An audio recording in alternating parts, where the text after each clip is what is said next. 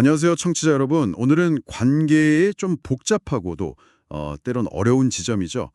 특히 아내가 남편에게 느끼는 그 불만.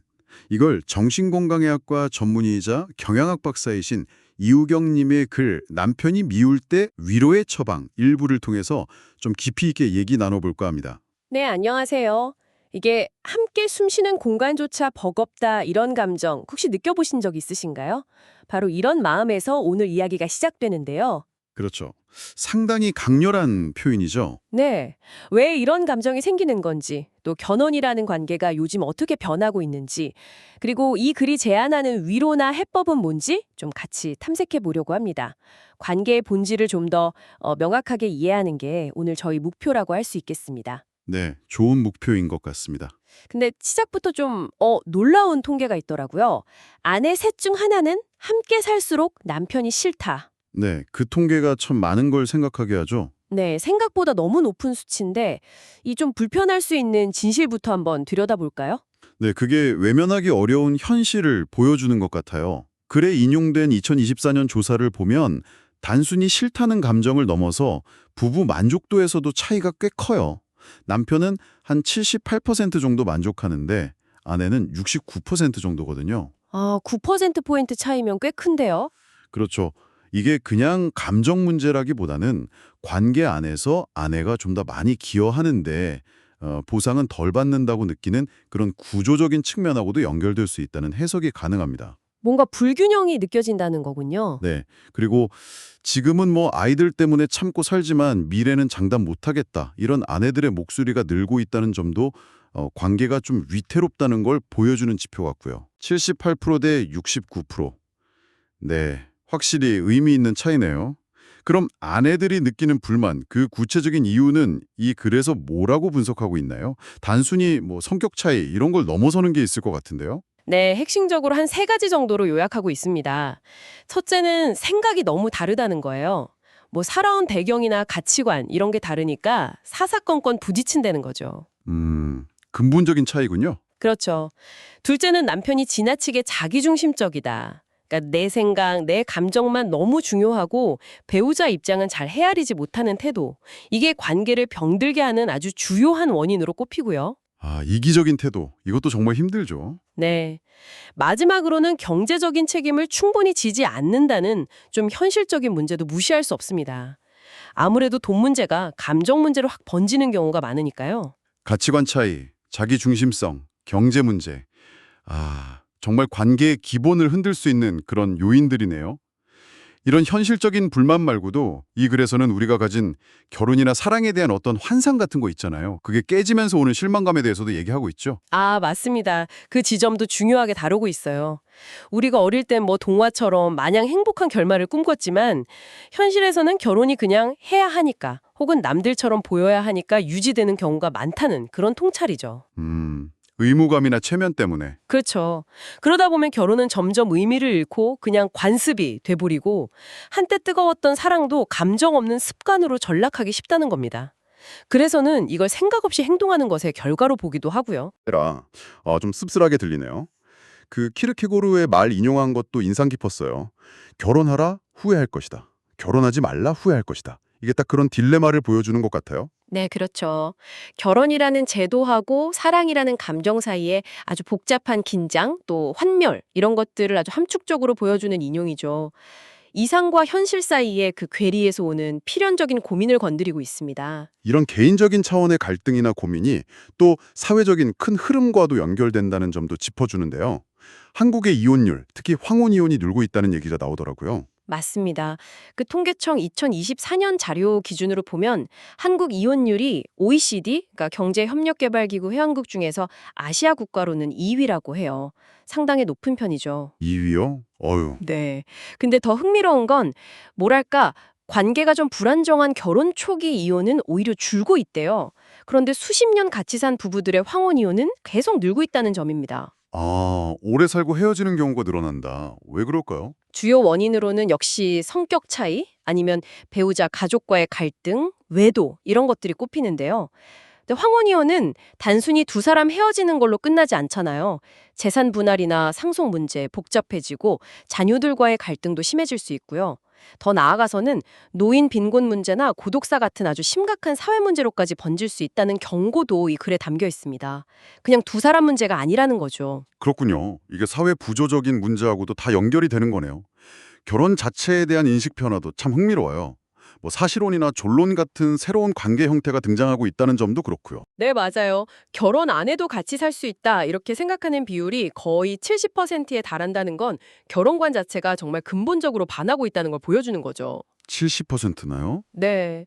그래서 뭐 법적인 테두리를 좀 벗어난 사실혼이라든지 아니면 조건을 딱 명시하는 계약 결혼, 또 혼인 관계는 유지하되 그냥 각자 삶을 사는 졸혼, 이런 다양한 모델들이 나타나고 있고요.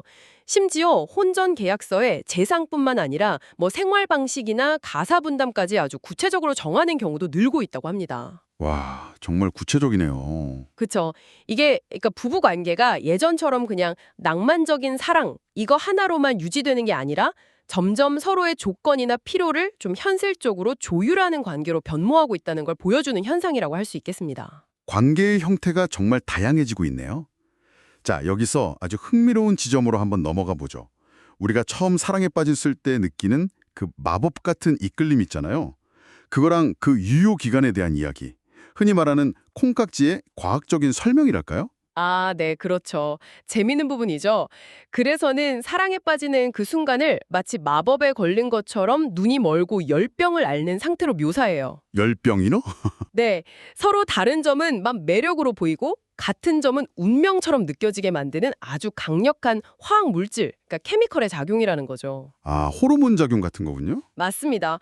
그런데 안타깝게도 이 화학작용의 효과, 그러니까 신혼의 그 단꿈은 길어야 한 3년 정도면 끝난다고 지적합니다. 3년이요? 생각보다 짧은데요? 그럼 그 마법이 풀리면 어떻게 되는 거예요? 관계가 끝나는 건가요? 아니요. 그게 아니라 바로 그때부터 진짜 관계가 시작된다는 것이 이 글의 핵심입니다. 아, 진짜 관계의 시작? 네. 그 호르몬의 약발이 떨어지면 예전에는 매력적이던 그 차이점이 이제는 불편함으로 다가오고 또 같다고 느꼈던 부분에서는 오히려 짜증이 유발되면서 관계에 균열이 생기기 시작한다고 설명해요. 우리는 단순한 화학적 존재가 아니라 심리적, 사회적, 영적인 존재이기 때문에 바로 이 시점부터 더 깊은 차원의 관계 맺기가 요구된다는 거죠. 호르몬 이후의 진짜 관계. 그 관계는 그럼 어떤 특징을 가지나요? 좀 더 안정적인 건가요? 아니면 더 어려운 건가요? 이 글은 인간관계를 끊임없이 변화하는 계절에 비유합니다. 뜨거운 여름이 영원할 수 없듯이 관계에도 화창한 날, 그러니까 화목한 시기가 있고 또 비 오는 날, 즉 불화의 시기가 있고 때로는 모든 것이 꽁꽁 얼어붙는 겨울, 고립의 시기도 찾아온다는 거예요. 관계의 계절이라. 네. 중요한 건 어느 한 계절에만 머무르려고 하거나 혹은 그 변화 자체를 두정하는 것은 어리석다는 점을 강조합니다. 관계를 계절에 비유하니까 변화가 좀 더 자연스럽게 느껴지기는 하네요. 그런데 사실 이론이랑 현실은 좀 다르잖아요. 특히 힘든 겨울 같은 시기를 지날 때 그걸 뭐 자연스러운 계절의 변화다 이렇게 받아들이기가 말처럼 쉽지는 않을 것 같은데요. 이 글은 그 어려움을 어떻게 헤쳐나가라고 조언하나요? 아, 그게 아주 중요한 지적이십니다. 그래서 이 글이 그냥 받아들여라 이렇게 말하고 끝나는 게 아니에요. 그 힘든 계절, 특히 남편에 대한 미움이라는 감정이 강하게 들 때 시도해 볼 수 있는 아주 구체적인 처방 3가지를 제시합니다. 아, 처방이요? 어떤 내용인가요? 네, 핵심은 더 이상 감정에 그냥 휘둘리거나 관계의 문제를 외면하지 말고 좀 능동적으로 대처하는 태도로 전환하자는 겁니다. 억압이나 환상, 의존에서 벗어나서 표현하고 현실을 직시하고 그리고 스스로 서는 것, 이 방향으로 나아가자는 거죠. 능동적인 대처로의 전환? 네, 그 3가지 처방이 구체적으로 어떤 내용인지 정말 궁금합니다. 첫 번째는 뭔가요? 첫째는 화를 터트리라는 겁니다. 좀 의외일 수 있는데요. 화를 도투리라고요? 싸우라는 건가요? 뭐랄까, 파괴적으로 싸우라는 뜻은 아니고요. 미움이라는 감정이 사실은 분노를 억누르는 데서 온다고 보기 때문에 이걸 건강하게 표현하는 게 중요하다는 거예요. 참기만 하면 언젠가 왜곡된 방식으로 폭발하거나 아니면 엉뚱하게 아이나 다른 사람한테 불똥이 튈 수 있잖아요. 아, 그렇죠. 쌓아두면 병이 되니까. 네, 그래서 미움이나 두려움 없이 감정 그 자체를 좀 건강하게 표현하는 연습이 필요하다는 거죠. 그리고 어쩌면 이 반복되는 갈등이 관계의 변화를 바라는 우리 무의식의 신호일 수도 있다는 점도 헤아려 보라고 해요. 무의식의 신호요? 네, 그러니까 오히려 갈등을 피하지만 말고 이걸 통해서 서로 비판하고 또 지적받는 것이 관계를 건강하게 유지하는 어떤 자연스러운 순리일 수 있다는 겁니다. 물론 아까 말씀드린 것처럼 파괴적인 방식이 아니라 건설적인 소통을 통해서요. 억누르기보다는 건강하게 표현하라. 아, 이게 쉽지는 않겠지만 정말 중요한 포인트 같네요. 그럼 두 번째 처방은 뭔가요? 둘째는 환상을 버리라는 겁니다. 미움은 종종 사랑은 당연히 이래야 해. 결혼했으면 의뢰 이 정도는 해줘야지 하는 그런 비현실적인 기대나 환상이 깨질 때 생긴다는 분석이에요. 아, 내가 기대했던 거랑 너무 달라서 실망하고 미워하게 된다는 거군요. 그렇죠. 그래서는 사랑은 강요할 수 없는 거고 설령 내가 상대를 사랑하지 못한다 해도 죄책감을 가질 필요는 없다고까지 말합니다. 좀 파격적이죠? 네, 사랑하지 못해도 죄책감 가질 필요 없다. 네, 사랑할 수 없다면 일단 잠시 멈추고 우선 나 자신의 기쁨을 찾는 데 집중하라고 조언해요. 내 안에 기쁨이 먼저 생겨야 다른 사람과 나눌 마음도 생긴다는 거죠. 먼저 나부터 챙겨라. 그렇죠. 하지만 그렇다고 관계를 완전히 방치하라는 뜻은 아닙니다. 관계의 안정과 성장을 위해서는 결국 노력이 필요하다. 즉 시간과 에너지를 투자해야 한다고 강조해요. 환상은 버리되 관계에 대한 책임까지 외면하지는 말라는 의미로 해석할 수 있겠습니다. 환상을 버리고 현실에 발을 딛되 관계 자체를 포기하지는 말라는 거군요. 네, 이해됩니다. 마지막 세 번째 처방은 어떤 건가요? 셋째는 홀로서기를 익히라입니다. 미움의 또 다른 뿌리가 상대방에게 지나치게 기대고 의존하는 마음에서 온다고 보는 거예요. 아, 의존하는 마음이요? 네, 진정한 함께함이라는 건 두 사람이 그냥 하나로 막 뭉개져서 정체성이 없어지는 게 아니라 각자 독립적인 개인으로 바로 선 두 사람이 만나는 것이라고 정의합니다. 각자 바로 선 두 사람. 네, 누구도 내 마음의 빈 곳을 100% 완벽하게 채워줄 수는 없다는 것, 그리고 결국 우리는 각자 홀로 살아가야 하는 존재라는 걸 깨닫는 게 중요하다고 강조합니다. 그 무소의 뿔처럼 혼자서 가라는 유명한 경구처럼요. 이 홀로서기가 단순히 외로운 게 아니라 오히려 자유로 향하는 길임을 시사하는 거죠. 화를 건강하게 표현하고 사랑에 대한 환상을 버리고 그리고 의존하지 않고 홀로 설 수 있을 때 오히려 역설적으로 더 건강한 관계가 가능하다. 이 세 가지 처방을 종합하면 결국 이 글이 제시하는 현명한 부부의 모습은 어떤 건가요?